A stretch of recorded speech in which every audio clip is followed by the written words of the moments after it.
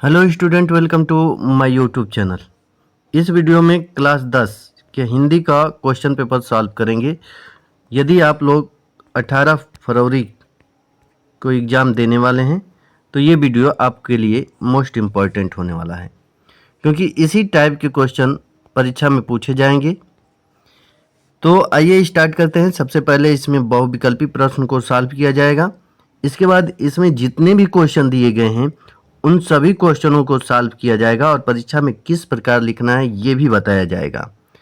तो बने रहिए इस वीडियो में। यदि वीडियो पसंद आए तो वीडियो को लाइक और चैनल पर पहली बार हैं तो चैनल को सब्सक्राइब करना ना भूलें। आइए स्टार्ट करते हैं क्वेश्चन नंबर 1 से बहुविकल्पी प्रश्न। देखिए, पहला क्वेश्चन है, शुक्ल युग के लेखक नहीं हैं। इसमें आपको बताना है कि शुक्ल युग के लेखक नहीं हैं, तो इसमें आपका ऑप्शन नंबर डी सही हो जाएगा। भारतेंदु हरिश्चंद्र। भारतेंदु हरिश्चंद्र भारतेंदु युग के हैं। किस युग के हैं?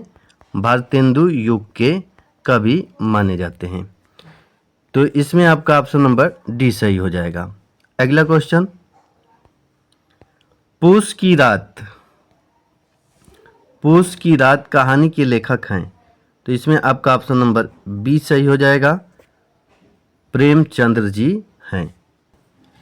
देखिए, इसमें बात कर लें तो सिंदूर की होली के नाटककार हैं, तो इसमें आपका ऑप्शन नंबर सी सही हो जाएगा। लक्ष्मी नारायण मिश्र जी हैं।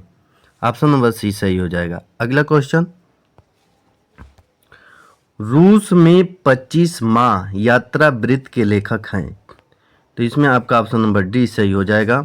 Rahul Sankrityayan. Option number D सही हो जाएगा। पांचवा क्वेश्चन है, माटी हो गई सोना संस्मरण के लेखक हैं, तो इसमें आपका ऑप्शन ए सही हो जाएगा। कन्हैयालाल मिश्र प्रभाकर। अगला क्वेश्चन,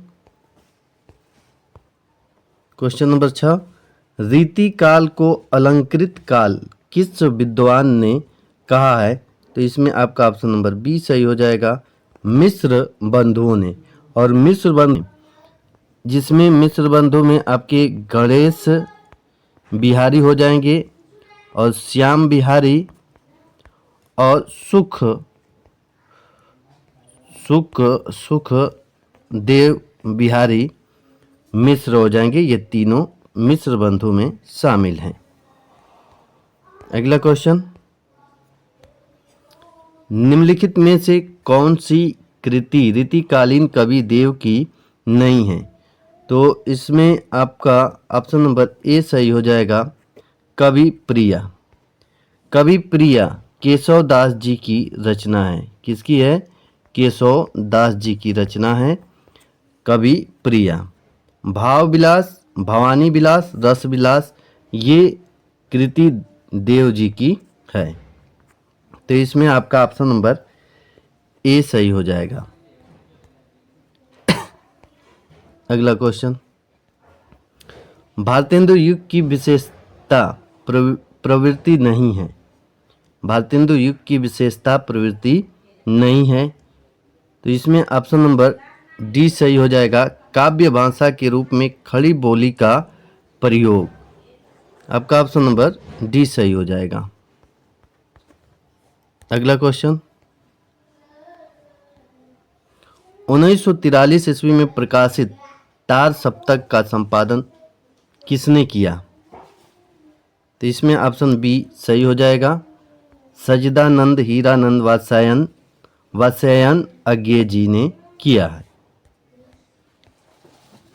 अगला क्वेश्चन, राम की शक्ति पूजा किसकी रचना है, तो राम की शक्ति पूजा आपका ऑप्शन नंबर ए सही हो जाएगा।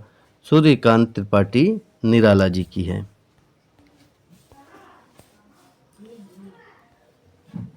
अगला क्वेश्चन, हाथी जैसी देह है, गेंडे जैसी खाल, तरबूजे जैसी खोपड़ी, खरबूजे से गाल, उपर्युक्त पंक्तियों में कौन सा रस है, तो इसमें ऑप्शन नंबर डी सही हो जाएगा। हास्य रस। अगला क्वेश्चन,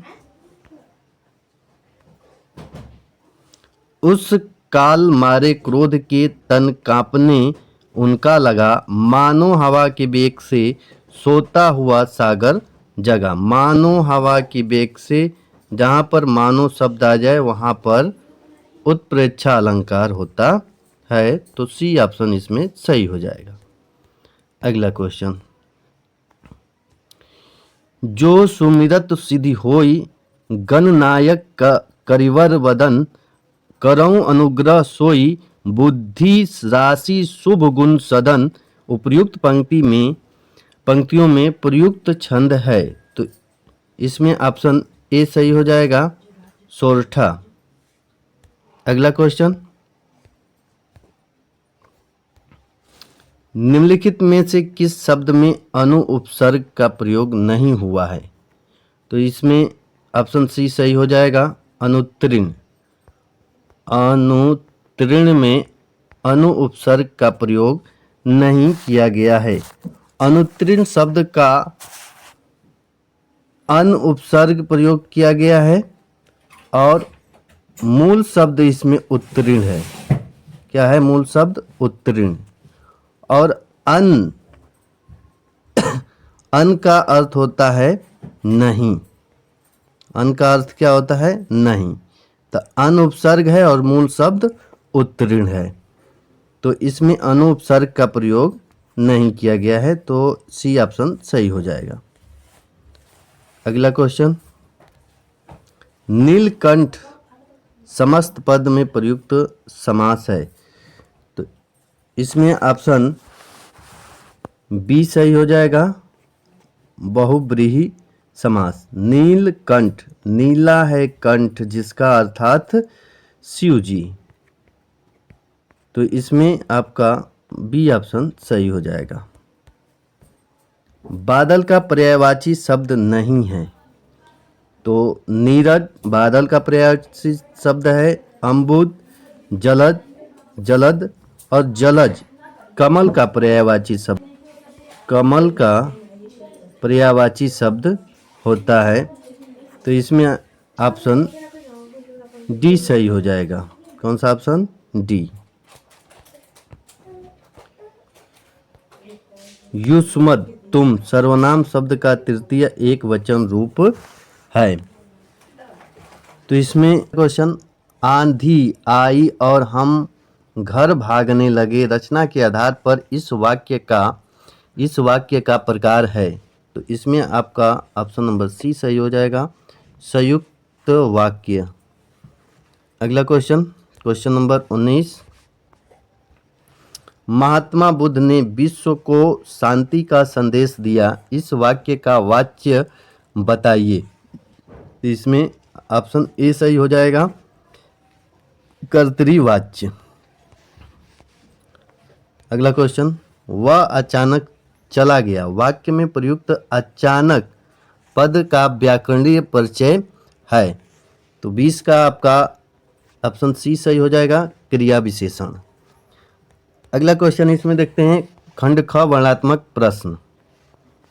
अगला क्वेश्चन देखिए 21 नंबर, निम्नलिखित में से किसी एक गद्यांश पर आधारित सभी प्रश्नों के उत्तर दीजिए। इसमें दो गद्यांश आपको मिलेंगे, एक यहाँ पर देखिए, यहाँ पर अथवा करके एक ये दिया है ख में और एक ऊपर वाला है, तो इसमें जो क्वेश्चन दिया गया है उसका आंसर आपको लिखना है। कह दिया इसमें, कुसंग का ज्वर सबसे भयानक होता है, यह केवल नीति और सद्वृत्ति का ही नाश नहीं करता बल्कि बुद्धि का भी क्षय करता है। किसी युवा पुरुष की संगति यदि बुरी होगी तो वह उसके पैरों में बंधी चक्की के समान होगी, जो उसे दिन दिन अवनति के गड्ढे में गिराती जाएगी, और यदि अच्छी होगी तो सहारा देने वाली के समान होगी, बाहु जो उसे निरंतर उन्नति की ओर ले जाएगी। पहला इसमें क्वेश्चन दिया है कि उपर्युक्त गद्यांश का संदर्भ लिखिए। दूसरा है इसमें, गद्यांश के रेखांकित अंश की व्याख्या कीजिए, जो ये रेखा इसकी व्याख्या करना है। अगला है तीसरा, कुसंग की तुलना किससे की गई है? अथवा करके दिया है ये। यदि आप लोगों के ऊपर वाला करना चाहते हैं तो ऊपर वाला कर लीजिए, यदि ऊपर वाला नहीं आ रहा है तो उसको छोड़ दीजिए। ये अथवा में जो दिया है 21 का ख, अब 21 का ख भी कर सकते हैं। आइए इसका आंसर देखते हैं किस प्रकार परीक्षा में लिखना है। आपको परीक्षा में इसी तरह से लिखना होगा, जैसे इसमें प्रश्न उत्तर संख्या 21 का संकेत लिखेंगे। कुसंग का ज्वर सबसे डॉटेड लाइन और उन्नति की ओर ले जाएगी। अब ये पहला है, पहला का जो संदर्भ है ये आपको परीक्षा में नहीं लिखना है, केवल पहला ये पॉइंट देंगे और संदर्भ लिखेंगे। संदर्भ में लिखना है, प्रस्तुत गद्यांश हमारी पाठ्य पुस्तक हिंदी के गद्यखंड में संकलित मित्रता नामक पाठ से लिया गया है। इसके लेखक आचार्य रामचंद्र शुक्ल जी हैं। इस प्रकार से आपको परीक्षा में लिखना है। देखिए संदर्भ सब में एक ही जैसा लिखा जाता है, केवल यहाँ पर आपको पाठ का नाम और यहाँ पर लेखक का नाम चेंज किया जाता है।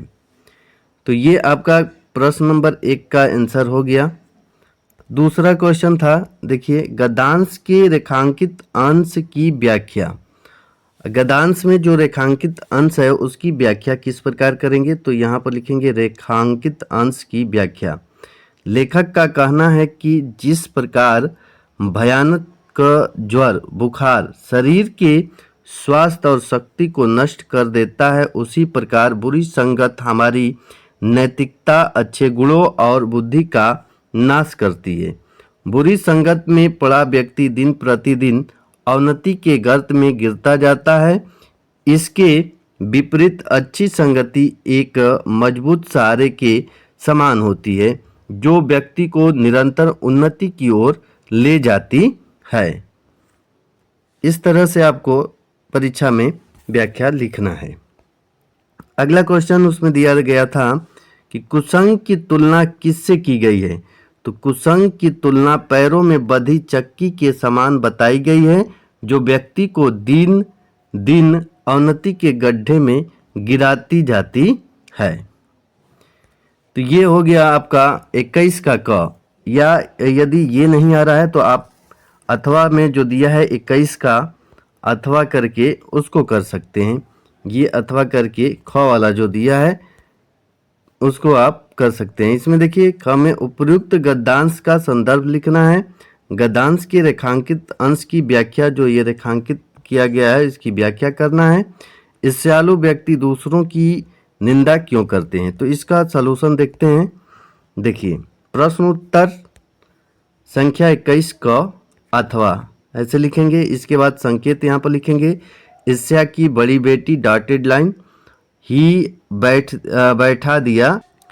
संदर्भ लिखेंगे, पहला में संदर्भ लिखना है तो संदर्भ लिखेंगे, हाँ, प्रस्तुत गद्यांश हमारी पाठ्य पुस्तक हिंदी के गद्य खंड में संकलित ईर्ष्या तू न गई मेरे मन से नामक पाठ से लिया गया है। इसके लेखक रामधारी सिंह दिनकर जी हैं। गद्यांश के रेखांकित अंश की व्याख्या लिखेंगे, हेडिंग लिखेंगे, लेखक के अनुसार निंदा ईर्ष्या की सबसे बड़ी बेटी है। निंदा ईर्ष्या की बड़ी बेटी है, जिसका जन्म ईर्ष्या के कारण ही होता है। ईर्ष्यालु व्यक्ति दूसरों से ईर्ष्या के कारण ही उनकी निंदा करता है, ताकि लोग निंदित व्यक्ति को बुरा समझें और उससे दूरी बना लें। तीसरा क्वेश्चन गया है कि ईर्ष्यालु व्यक्ति दूसरों की निंदा क्यों करता है? तो ईर्ष्यालु व्यक्ति दूसरों की निंदा इसलिए करता है ताकि दूसरे लोग जनता अथवा मित्रों की आंखों से गिर जाएं और तब जो स्थान रिक्त होगा उस पर अन्यास वह स्वयं ही बैठ जाए। ये अगला क्वेश्चन देखते हैं।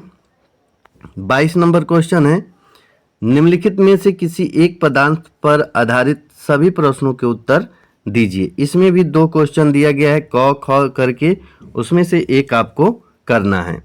तो पहला इसमें 21 का क में दिया है, उधो जाहूँ तुम ही हम जाने, श्याम तुम ही हया कौन नहीं पठायो, तुम हो बीच भुलाने। ब्रज नारिनी सौ जोग कहत हों, बात कहत न लजाने। बड़े लोग न विवेक तुम्हारे, ऐसे भय अयाने। हम सौ कहीं लय हम सही कै, जी गुनी लेहूँ सयाने। कह अवला कह दया दिगंबर, मस्ट करो पहचाने।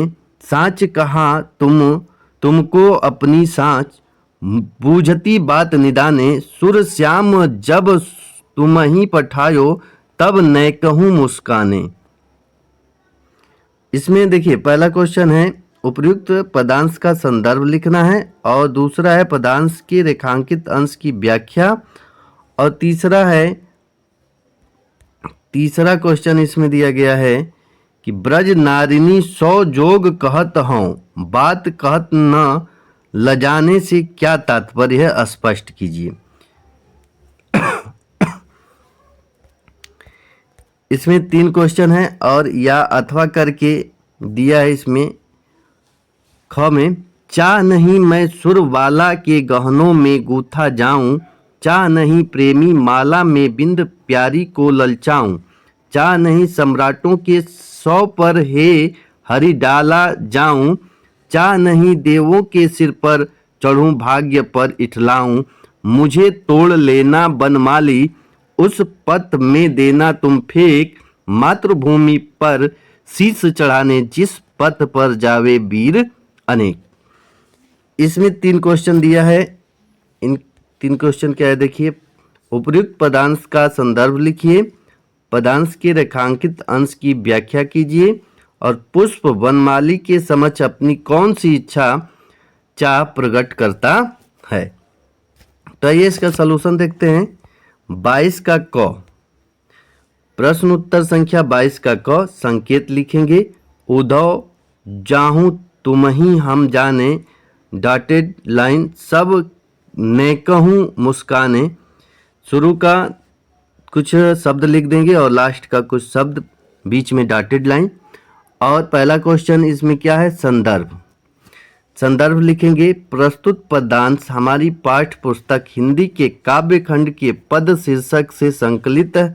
यह सूरसागर से लिया गया है, इसके रचयिता सूरदास जी हैं। पदांश के रेखांकित अंश की व्याख्या करना है। व्याख्या हेडिंग लगाएंगे, इसके बाद लिखेंगे गोपियां उद्धव से कहती हैं कि हम कहाँ सामान्य अबला स्त्री और कहाँ दिगंबर वस्त्रहीन रहने वाले योगिनी की दशा, यह दोनों सर्वथा विपरीत है, इनका मेल नहीं हो सकता। तुम अपनी योग की बातें बंद करो, अब हम तुम्हें अच्छी तरह पहचान गई हैं। तीसरा क्वेश्चन, ब्रज नारिनी सौ जोग कहत हों, बात कहत न लजाने से क्या तात्पर्य है, स्पष्ट कीजिए। तो इसका आंसर देखिए। इस पंक्ति का तात्पर्य है कि गोपियों के अनुसार उद्धव का ब्रज की भोली भाली नारियों को योग साधना का उपदेश देना सर्वथा अनुचित और लज्जाजनक है। गोपियां श्री कृष्ण के प्रति अन्य प्रेम रखती हैं, उनका मन पहले से ही कृष्ण में एकाग्र है। योग की शिक्षा उनके लिए निरर्थक है, और यह बात कहते हुए भी उद्धव को शर्म नहीं आ रही है। तो ये आपका तीसरा का आंसर। अब देखिए, यदि आप लोगों को ये पहला नहीं आ रहा है तो आप लोग 22 का ख में अथवा करके जो दिया है उसको लिख सकते हैं। संकेत लिखेंगे, चाह नहीं मैं सुरवालों के गानों में गूथा जाऊं, डॉटेड लाइन, जिस पथ जावे वीर अनेक। तो इसमें पहला क्वेश्चन है उपर्युक्त पदांश का संदर्भ लिखिए।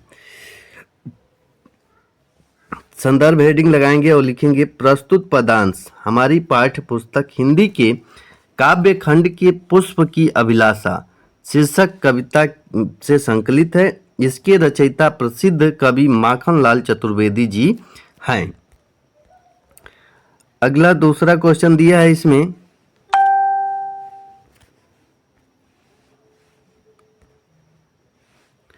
दूसरा क्वेश्चन दिया है पदांश के रेखांकित अंश की व्याख्या। तो रेखांकित अंश की व्याख्या करेंगे, यहाँ पर व्याख्या हेडिंग लगाएंगे। पुष्प बनमाली से विनती करता है कि हे माली, मुझे तोड़कर उस रास्ते पर फेंक देना जिस रास्ते से होकर अपनी मातृभूमि की रक्षा के लिए अनेक वीर सैनिक अपने प्राणों की आहुति देने जाते हैं। पुष्प स्वयं को उन वीरों के चरणों की धूल के समान समर्पित करना चाहता है। पुष्प स्वयं उन वीरों के चरणों की धूल के समान समर्पित करना चाहता है। तीसरा, पुष्प बनमाली के समक्ष अपनी कौन सी इच्छा प्रकट करता है। तो पुष्प बनमाली के समक्ष यह इच्छा प्रकट करता है कि उसे देवों के सिर पर चढ़ाने या गहनों में गूंथे जाने का सौभाग्य नहीं चाहिए, बल्कि वह उन वीर सैनिकों के पद पर बिछ जाना चाहता है जो देश के लिए अपना सर्वस्व निछावर करने जा रहे हैं। यानी सब कुछ अपना जो निछावर करने जा रहे हैं, उस रास्ते पर फूल को फेंक देना। अगला क्वेश्चन है क्वेश्चन नंबर 23। नीचे दिए गए संस्कृत गद्यांश में से किसी एक का संदर्भ सहित हिंदी में अनुवाद कीजिए। देखिए, इसमें ये क दिया है और एक अथवा करके दिया है, ये अथवा करके दिया है, तो दोनों में से कोई आप एक कर सकते हैं। देखिए, इसका सॉल्यूशन देखें तो किस प्रकार से लिखना है। प्रश्नोत्तर संख्या 23 का क है, संकेत जिस प्रकार से ऊपर लिखा गया है उसी प्रकार से इसको भी लिखना है। संदर्भ लिखेंगे, प्रस्तुत संस्कृत गद्यांश हमारी पाठ्य पुस्तक हिंदी के संस्कृत खंड के वाराणसी नामक पाठ से लिया गया है। अब उसका हिंदी में अनुवाद करेंगे, हेडिंग लगाएंगे हिंदी में अनुवाद। वाराणसी में प्राचीन काल से ही घर घर में विद्या की अलौकिक ज्योति जलती रही है। आज भी यह संस्कृत वाणी की धारा निरंतर प्रवाहित होती है और लोगों के ज्ञान को बढ़ाती है। यहाँ अनेक आचार्य मूर्धन्य उच्च कोटि के विद्वान वैदिक साहित्य के अध्ययन और अध्यापन में लगे हुए हैं। न केवल भारतीय बल्कि विदेशी भी संस्कृत भाषा के अध्ययन के लिए यहाँ आते हैं और निःशुल्क विद्या प्राप्त करते हैं। नंबर क्वेश्चन देखते हैं। नीचे दिए गए संस्कृत पदांश में से किसी एक का संदर्भ सहित हिंदी में अनुवाद कीजिए। तो इसमें भी दो क्वेश्चन दिया गया है, किसी एक को आपको करना है। देखिए, यहाँ पर दोनों का सलूशन है। प्रश्नोत्तर संख्या 24 का क, संकेत उसी प्रकार से लिखना है जिस प्रकार से ऊपर लिखे हैं, फिर संदर्भ लिखेंगे। प्रस्तुत पद्यांश हमारी पाठ्य पुस्तक संस्कृत के जीवन सूत्राणी नामक पाठ से उद्धृत है या लिया गया है। बस इसमें इतना ही लिखना है और इसका व्याख्या कर देना है। हिंदी में व्याख्या करेंगे, जब कोई परदेश जाता है तो उसका मित्र कौन होता है, घर में रहने वाले का मित्र कौन होता है, बीमार का मित्र कौन होता है और मरते हुए मनुष्य का मित्र कौन होता है। इसका व्याख्या हो गया। अब 24 ख का अथवा वाला या तो क कर लीजिए 24 का, या अथवा में दिया है 24 ख, अथवा वाला यहाँ पर लिख देंगे, संकेत में लिख देंगे यहाँ पर। फिर संदर्भ उसी तरह से लिखना है, किस पाठ से लिया गया है, तो वीरा वीणेन पूज्यते नामक पाठ से लिया गया है। इस श्लोक में वीर पुरुष के स्वभाव का वर्णन किया गया है। तो ये आपको लिखना है तो लिख सकते हैं, अन्यथा ये छोड़ भी सकते हैं। हिंदी में अनुवाद देखें। बंधन हो या मृत्यु, जीत हो या हार, वीर पुरुष दोनों ही स्थितियों में समान रहता है, क्योंकि वीर भाव ही वीरता है। वीर भाव ही वीरता है। अगला क्वेश्चन देखते हैं। देखिए 25 नंबर क्वेश्चन है, अपने पठित खंड काव्य के आधार पर निम्नलिखित प्रश्नों में से किसी एक प्रश्न का उत्तर दीजिए। देखिए इसमें कई क्वेश्चन दिए रहते हैं, इसमें से जो आप लोगों के स्कूल में पढ़ाया जाता है उसको याद कर लीजिएगा। इसमें अगला क्वेश्चन 26 नंबर देखते हैं। 26 नंबर है, 26 का क है,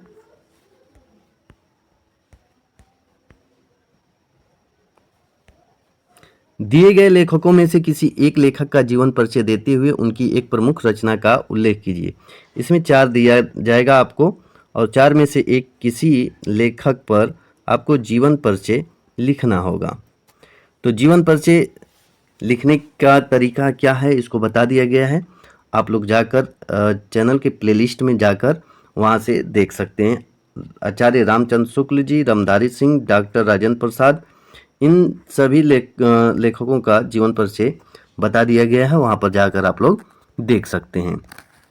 इसी तरह से ख में दिया गया है कि दिए गए कवियों में से एक कवि का जीवन परिचय देते हुए उनकी एक प्रमुख रचना का उल्लेख करना है। तो ये भी बता दिया गया है, सूरदास जी का और मैथिली शरण गुप्त जी का, ये जितने भी कवि दिए गए हैं उनका जीवन परिचय बता दिया गया है। आप लोग जाकर चैनल पर देख सकते हैं किस प्रकार परीक्षा में लिखना है और बहुत ही इजी शब्दों में लिखा गया है। अगला क्वेश्चन नंबर 27 आपको एक संस्कृत खंड से एक श्लोक लिखना होगा। जैसे प्रश्नोत्तर संख्या 27 श्लोक लिखेंगे यहाँ पर, और श्लोक जो आप लोगों को याद है वो लिख सकते हैं। यहाँ पर देखिए लिखा गया है, अब्दो दुर्गामी च साक्षरो न च पंडिता अमुख्य स्फुट वक्ता च योजनास्ति स पंडित। तो इस प्रकार से ये एक श्लोक यहाँ पर लिखा गया है, तो इसको आप लोग याद कर सकते हैं और परीक्षा में जाकर लिख सकते हैं। अगला क्वेश्चन है क्वेश्चन नंबर 28, पुस्तकालय में हिंदी पुस्तकों और पत्रिकाओं की कमी के लिए प्रधानाचार्य को पत्र लिखना है। तो यहाँ पर लिखेंगे प्रश्न उत्तर संख्या 28 पत्र है। पत्र किस प्रकार लिखा जाता है, देखिए पहले लिखेंगे इसमें सेवा में श्रीमान प्रधानाचार्य महोदय, विद्यालय का नाम यहाँ पर लिखिए और शहर का नाम लिख दीजिए। विषय लिखना जरूरी है, आप लोगों को विषय लिखना जरूरी है। विषय क्या है, विद्यालय के पुस्तकालय में हिंदी की पुस्तकों एवं पत्र पत्रिकाओं की कमी के संदर्भ में। यहाँ पर आप लिखेंगे महोदय, सविनय निवेदन है कि मैं आपके विद्यालय की कक्षा 10वीं का छात्र हूँ। इस पत्र के माध्यम से मैं आपका ध्यान विद्यालय के पुस्तकालय में हिंदी विषय की पुस्तकों और पत्र पत्रिकाओं की कमी की ओर आकर्षित करना चाहता हूँ। फिर इसमें लिखेंगे, हिंदी हमारी राष्ट्रीय भाषा और एक महत्वपूर्ण विषय है। बोर्ड परीक्षा की दृष्टि से भी इसका महत्व अधिक है। वर्तमान में पुस्तकालय में हिंदी की पाठ्य पुस्तकों, संदर्भ पुस्तकों और विभिन्न पत्रिकाओं का अभाव है, जिससे हम छात्रों को अध्ययन में कठिनाई होती है। अतः आपसे विनम्र अनुरोध है कि कृपया पुस्तकालय में हिंदी की आवश्यक पुस्तकों और पत्र पत्रिकाओं की समुचित व्यवस्था करने की कृपा करें, ताकि हम छात्र छात्राएं लाभान्वित हो सकें। धन्यवाद यहाँ पर लिख देंगे। इसके बाद लास्ट में देखिए लिखना क्या है, यहाँ पर लिखेंगे आपका आज्ञाकारी 6। आपका बोर्ड कॉपी लिख रहे हैं तो आपको यहाँ पर नाम नहीं लिखना है, आपको XYZ लिख सकते हैं, बाकी एक अच्छा लिख सकते हैं, रोल नंबर लिख सकते हैं।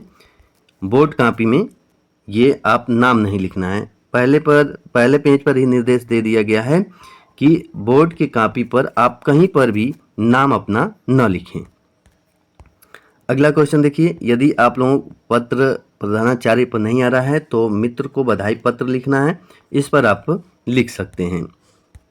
देखिए किस प्रकार से यहाँ पर आपको पता लिखना होगा और पता लिखने के बाद यहाँ पर आप प्रिय मित्र लिख सकते हैं।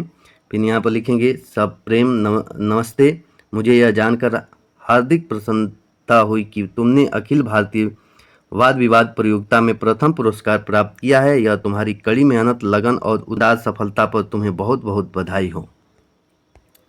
फिर इसमें लिखेंगे, देखिए मुझे तुम पर और तुम्हारी उपलब्धि पर गर्व है। भविष्य में भी इसी तरह सफलता की ऊंचाइयों को छूते रहो, मेरी यही कामना है। तुम्हारे माता पिता को भी मेरी ओर से बधाई देना। तुम्हारा मित्र XYZ। इस प्रकार से आपको लिखना है।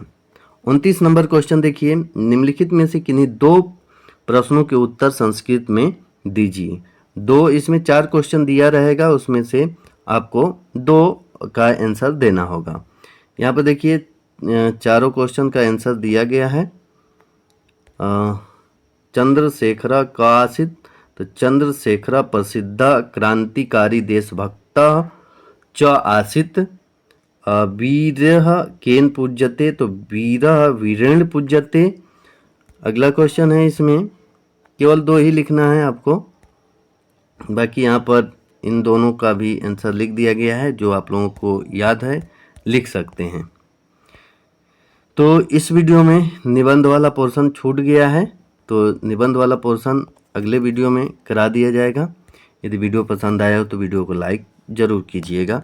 चैनल पर पहली बार हैं तो चैनल को सब्सक्राइब ज़रूर कीजिएगा। Thank you, take care.